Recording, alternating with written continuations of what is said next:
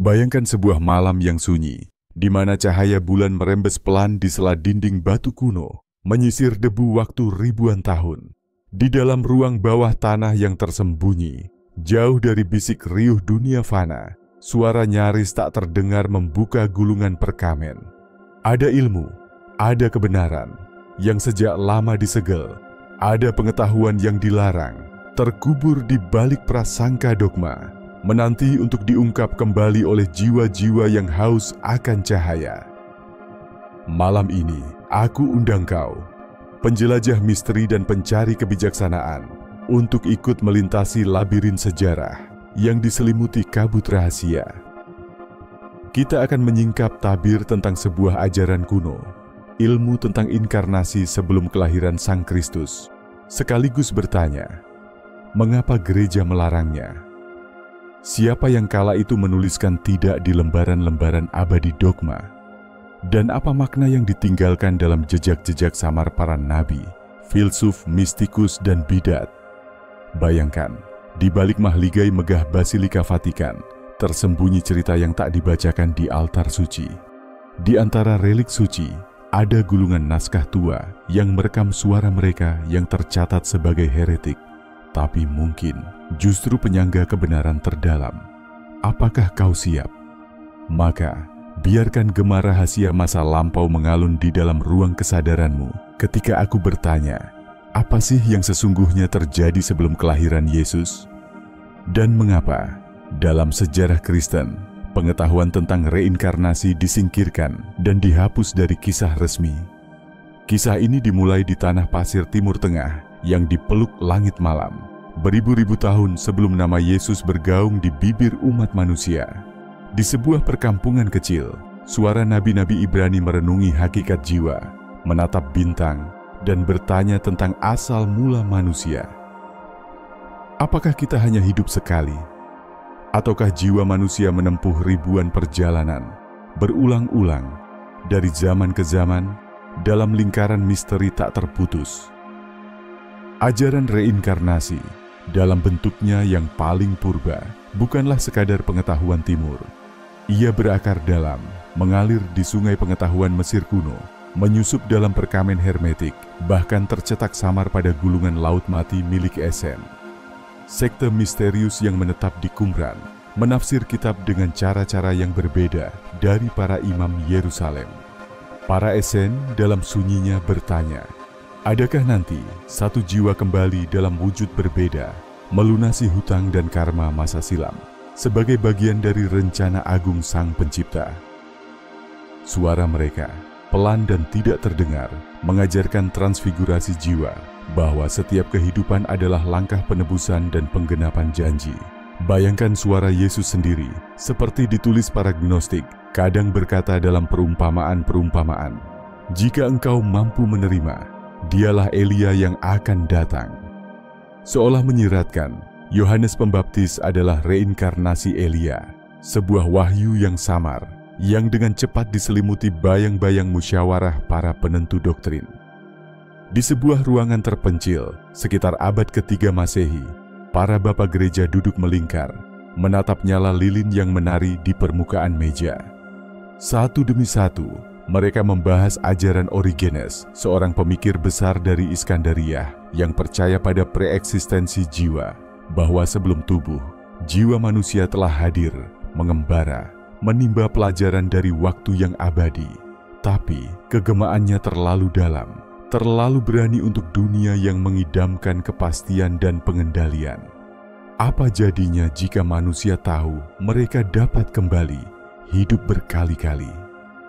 Akan sulit menaklukkan hati dengan ancaman neraka abadi jika dosa dapat ditebus dalam siklus kehidupan tak berujung.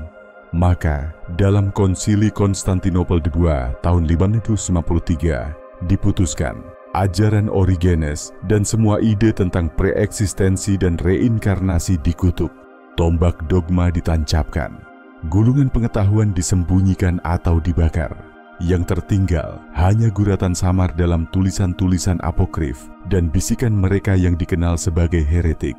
Tapi sejarah, seperti sungai purba, selalu tahu caranya menyelinap mengisi celah-celah batu.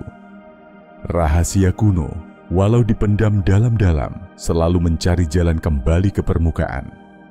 Di balik altar, di gua-gua penuh simbol, di balik kata-kata Injil Gnostik yang disembunyikan di Nag Hammadi, ide tentang siklus jiwa, tentang kelahiran berulang, terus bergetar, menantang narasi tunggal gereja. Renungkanlah, mengapa gereja begitu takut akan ajaran reinkarnasi? Rahasianya bukan sekadar teologis, melainkan politis, sebuah pengendalian narasi tentang hidup, mati, dan surga neraka. Dengan meniadakan siklus kelahiran kembali, gereja menancapkan kekuasaan tunggal. Satu hidup, satu penghakiman, satu jalan ke keselamatan. Coba kau simak petikan Injil yang sering diabaikan. Kamu harus dilahirkan kembali, kata Yesus pada Nikodemus, Yohanes 3. Para penafsir ortodoks berkata, itu tentang kelahiran kembali secara rohani.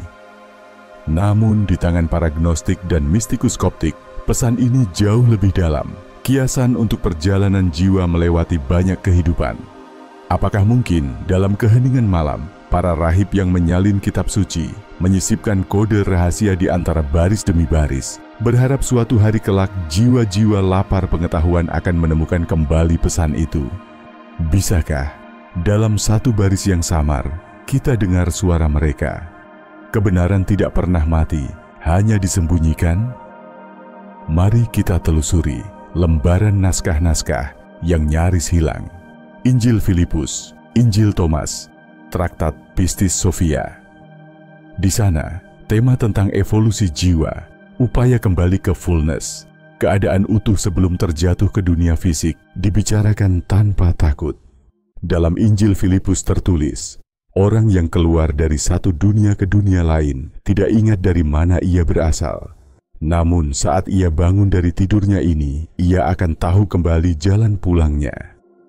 Ajaran Plato dalam Phaedo yang sangat memengaruhi Origenes juga berbicara tentang keterikatan jiwa dengan tubuh dan perlunya pelepasan berulang hingga mencapai kebijaksanaan tertinggi.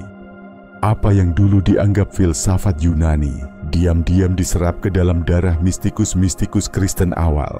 Tapi penguasa ajaran, mereka yang duduk di kursi agung konsili, memutuskan, cukup sudah. Jalan harus tunggal. Misteri terlalu berbahaya bagi umat awam. Bayangkan dunia di mana pengetahuan tentang siklus jiwa bukan tabu. Mungkinkah manusia lebih berbelas kasih, lebih sabar, lebih rendah hati saat tahu setiap kehidupan adalah kesempatan belajar tanpa batas? Atau barangkali tanpa satu garis yang pasti, tanpa takut neraka abadi, bayang-bayang dosa akan menari liar tanpa kendali? Sejarah membuktikan pertarungan antara narasi resmi dan api pengetahuan yang tak padam berlangsung abadi.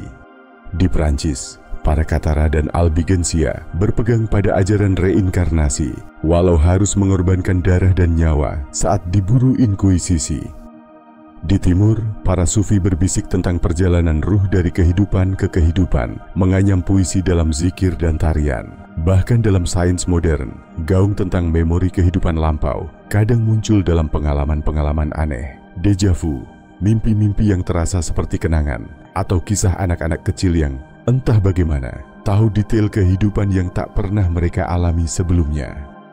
Mungkinkah secara misterius, lapisan-lapisan jiwa memang mencatat segalanya, hanya menunggu saat untuk menyibak tirai? Kini, rahasia kuno tentang reinkarnasi tak lagi mengintai di balik bayang-bayang saja. Dengan ditemukannya naskah Laut Mati, teks-teks Gnostik di Nag Hammadi, dan kebangkitan minat terhadap hermetisisme, manusia modern dipanggil kembali ke pintu pengetahuan yang lama disegel. Dan kau yang memilih menonton dan mendengar kisah ini adalah bagian dari kebangkitan itu, penyimak sunyi di ruang tanya yang tak lekang oleh waktu.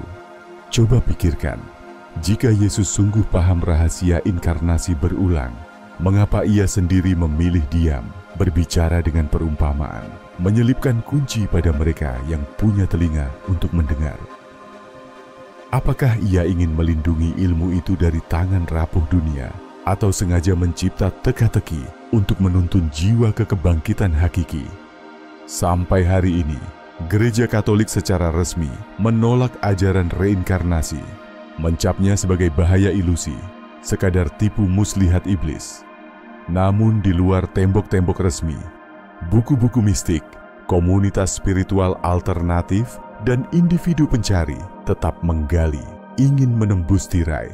Lalu, siapa sebenarnya yang punya otoritas tertinggi, lembaga, kitab, atau suara hati pribadi? Renungkanlah pesan Injil Thomas. Barang siapa yang mencari, akan menemukan, dan barang siapa mengetuk, akan dibukakan. Mungkin, kebenaran bukanlah sesuatu yang tersaji di atas altar, melainkan di ruang batin kita sendiri, di dalam kesunyian, kedalaman meditasi dan renungan, di mana suara ilahi membisik paling jernih. Kini telah tiba saatnya aku bertanya padamu, jika kau bisa mengingat seluruh jejak kehidupan lampau, kesalahan, cinta, dendam, pengorbanan, kebangkitan, dan kejatuhan, apakah kau akan hidup berbeda hari ini? Apakah pengetahuan itu membebaskan atau justru memberatkan? Bayangkan, suatu malam nanti, saat kau terlelap, jiwamu mengingat sesuatu yang asing namun familiar, sebuah kenangan dari kehidupan lain, lalu lalang di lautan waktu. Barangkali dalam tidurmu, kau menukik ke sungai pengetahuan yang sejak lama dilarang oleh dunia. Kau menyentuh sekejap rahasia suci yang pernah diselamatkan oleh para pembawa cahaya dari kobaran api kegelapan. Jadi, ketika gereja menghapus ajaran inkarnasi berulang, mungkin mereka tidak hanya melindungi dogma, mereka juga melindungi rahasia jiwa dari dunia yang belum siap menerima kebebasan ilahi. Beberapa kebenaran memang harus dilewatkan hanya bagi yang sungguh lapar dan tekun mencari. Namun, jejaknya tak pernah benar-benar musnah. Dalam puisi para sufi, dalam fragmen ajaran hermetik, dalam senyap nyala lilin ordo gaib, dalam bisik para pelaku meditasi di padang gurun modern, kebenaran itu setia menanti. Kini, kebenaran ada di tanganmu, sebuah rahasia yang memilihmu untuk mendengarnya hari ini. Di antara suara riuh dunia, kau menemukan ruang sunyi untuk menyimak bisikan kebijaksanaan yang disembunyikan. Apakah kau akan melanjutkan perjalanan, mencari teks kuno, mendalami pesan tersembunyi, atau hanya menutup pintu dan kembali ke ketenangan normalitas sehari-hari? Pilihan ada di depanmu. Ini bukan hanya tentang kebenaran sejarah, tapi tentang kebangkitan jiwa di tengah derasnya arus waktu. Jika hatimu terpanggil untuk membongkar lebih banyak lapisan misteri, berjalanlah lebih dalam di lorong-lorong pengetahuan kuno, dan biarkan aku menemani perjalanan berikutnya. Tekan tombol berikutnya, dan mari kita buka gulungan rahasia demi rahasia lain yang pernah dilarang, dan kini pulang menari di fajar baru pencarian manusia akan makna sejati. Sampai kita bertemu kembali di ruang pengetahuan yang berikutnya, di sana, di mana kebenaran tidak pernah benar-benar mati, hanya menunggu ditemukan oleh mereka yang punya mata untuk melihat dan hati untuk mengerti.